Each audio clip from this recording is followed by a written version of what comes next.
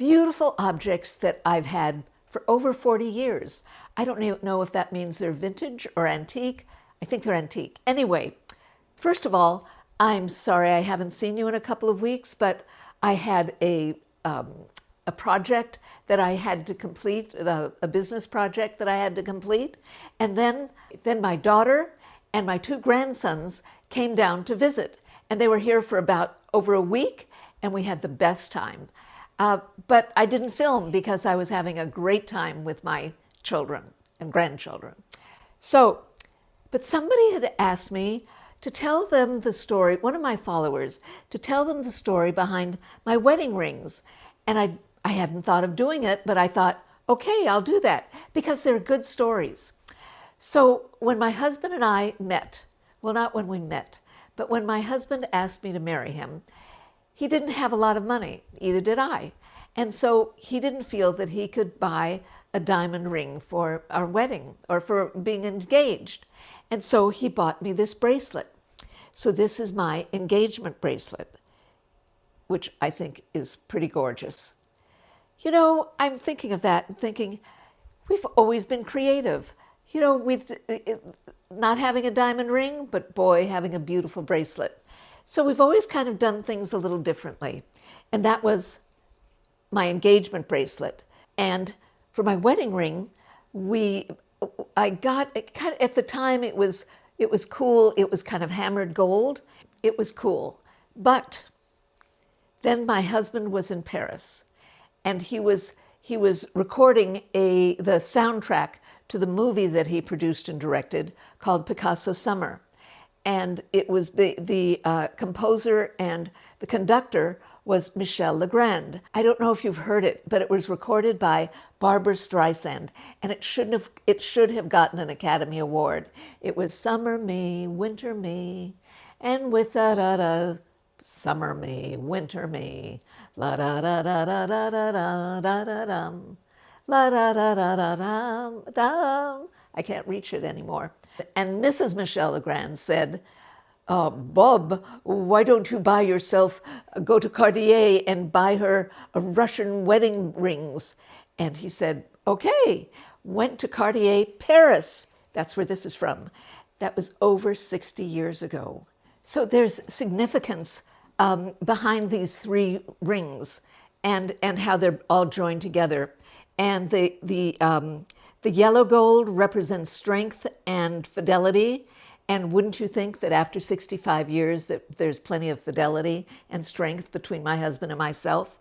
And then let's see, the white gold represents friendship. Trust me, my husband and I are really great friends. We have the best time together. And then the pink gold represents true love. Sweet, sweet. That's my husband and I, true love.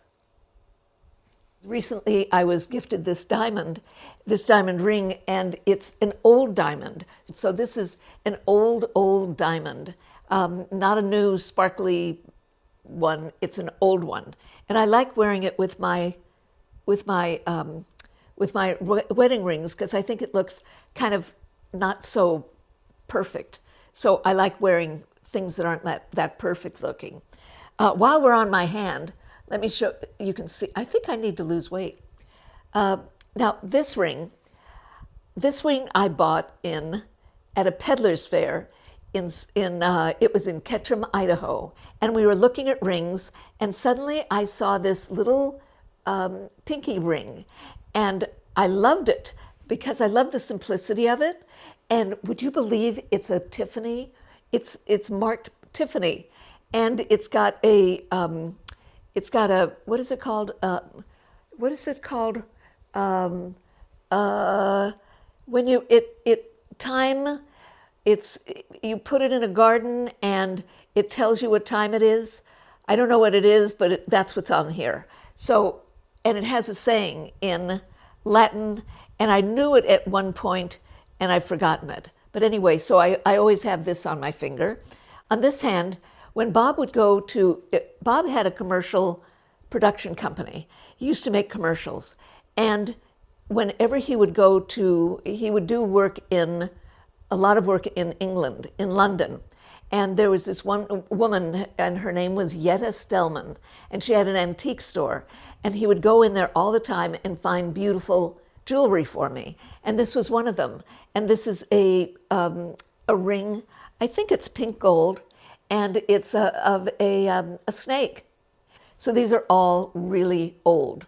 I love either very, very old or very, very modern. Let me show you some more. I love this. This was my mother's. And this is, I don't know if it's Bakelite.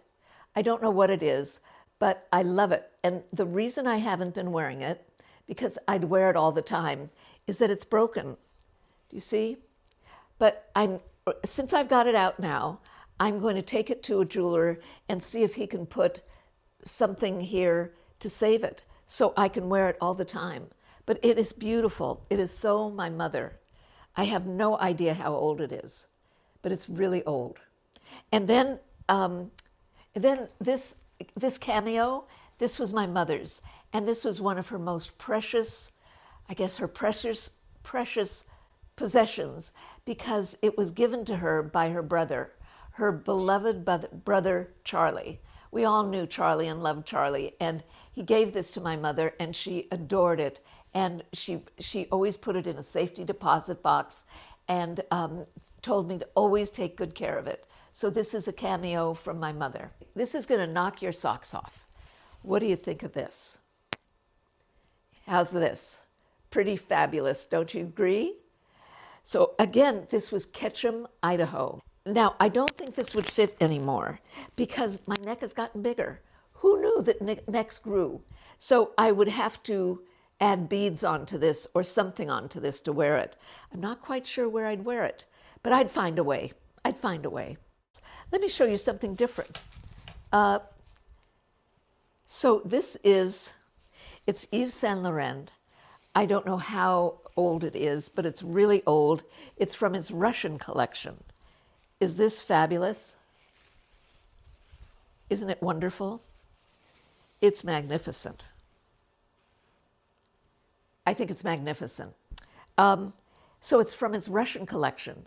And Rive Gauche, do you remember Rive Gauche? So this is from that collection. Well, needless to say, I would never sell it. I love it. And part of the reason I love it, did you know that I'm a first-generation American? My parents are from Ukraine, when Ukraine was Russia. So they're from Russia, and this is very Russian. And so it just reminds me of, I guess you'd say, my roots. I love it. It's just beautiful. It's magnificent, right? Something that I did when my father died, I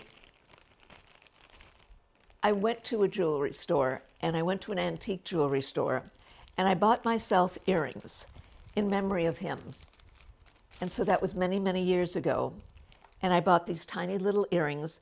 In those days, I wore my hair very, very short, very pixie, do you remember Jean Seberg? That's as short as my hair was, really, really short. And when I'd buy these tiny little rings, they would show off in my ears, but now you can't even see them. I've got little pearls in now, but you can't see them. But I bought a pair of earrings in memory of my father. And when my mother passed away, I bought this ring. And this reminds me of my mother. It's purple, and it's got an intaglio, a young girl with long hair pulled back from her face. And it's purple. And I saw this. I was in New York and saw it.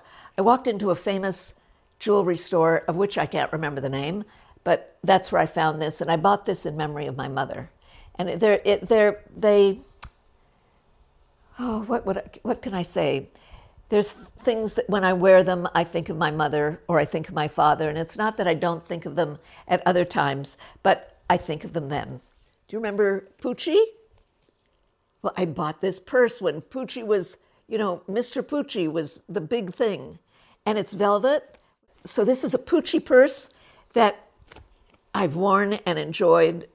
And it's got his name right here. Again, all of these are over 40 years old. I don't know the dates. I'm terrible at dates. Terrible. And didn't I show you this? This carpet bag. This I got in, again, in Ketchum, Idaho. People will chase me down the street when I wear this because everybody wants this purse. It is pretty fabulous, right? It's great. So Ketchum, Idaho, which is outside Sun Valley, had quite a collection of very interesting people. The plumber might have a PhD in literature. The guy who was the host at the breakfast place, again, probably has a PhD in something. So everybody was so interesting. And you all mixed together. You mixed with plumbers and billionaires, millionaires, and normal people and plumbers. We all were together. And we'd have cookouts. And so Sun Valley had a lot of interesting things there that were around. And they had very creative people like Millie, who had this shop. This is from the Peddler Fair. Did I tell you the story of this necklace? So Bob and I went to this Peddler Fair, and I saw this necklace, or maybe Bob saw it first, and I thought, oh, isn't this gorgeous? It's beautiful. And I asked how much it was, and they said 40. And I thought, oh my God, $40,000? Oh my goodness, that's so much money, but I loved it. So I went back later and said, gee, I love that necklace, but gee, $40,000? And they looked at me like I was crazy. They said, no, it's 40. I said, I'll take it. Isn't it beautiful? It's so delicate. I've got to start wearing it again. I bought this in Florence at Angela Caputi. It's fabulous. I love it. You know what? I need to take these and have them all made larger. And they can make, an extension. They can do something. But isn't it beautiful? So this was Florence. And I adored Florence. Now let me show you a couple of jackets. So I'm going to show you two jackets. One of them is from Yves Saint Laurent. Remember when he had Rive Gauche? And they had a Rive Gauche, I think it was in Magnons in Beverly Hills. And in those days, we would do fancy things. We'd be invited to fancy things. I'm not anymore. Or if I am, nobody gets as fancy as we used to get fancy. So these are very, very old. They're from, as I say, Magnons Magnons doesn't exist anymore. But I do. And this is a gorgeous coat that I could not fit into. It's like Cinderella trying to fit into one of those shoes. It's just way too tight, just way too tight. Now let me show you another. Again, this is part of Rive Gauche and Yves Saint Laurent's Russian collection. Is it fabulous? Is it gorgeous? Look at the cuffs. Is that beautiful? And even the backside, how the detail with the gold braid. I love it. I wish I could wear it. Not sure where you know what? I'd wear it with blue jeans. That's what I'd do. But I don't think I can fit into it. I'm going to try again. I'll try again. But I love it. Just so Russian. I love I love this whole Russian series. They don't make them like they used to anymore. Beautiful. Now, at one time, I used to lead maybe a little bit more glamorous life. I used to go to, didn't we all used to go to cocktail parties and various parties and get dressed up? It seems like now getting dressed up means we're not wearing flip-flops. So, but in years ago, we used to get really dressed up and have a martini. It's not kind of happening now. Have I been to something? I've been to a couple of events where I needed to be dressed up, but it was still more casual dressed up as opposed to really, really, really fancy dressed up. Let me show you some shoes. Now, I've always loved beautiful shoes, interesting shoes. In fact, the man that I would take my shoes to be fixed at was the shoemaker. Loved me when I came in because he said, you always brought me beautiful colored shoes. They were always so interesting. Do you remember Maud Frizone? Remember Maud Frizone? Look at these. Gorgeous. And of course, I bought them on sale. Now, let me tell you, I can buy things on sale because I like things that are a little outrageous. I mean, nobody would buy this color. Nobody would look with the what would you call this color? I guess lavender with red. People wouldn't buy these. They would turn, but I would. So I would go to Saks Fifth Avenue, and usually the department store would tell me a couple of days before they would be having a sale. And they would tell me that they're having a sale. I'd come first thing in the morning to Saks in Beverly Hills, and I'd buy these shoes that nobody else wanted that were spectacular. Let me show you another pair. Oh my goodness.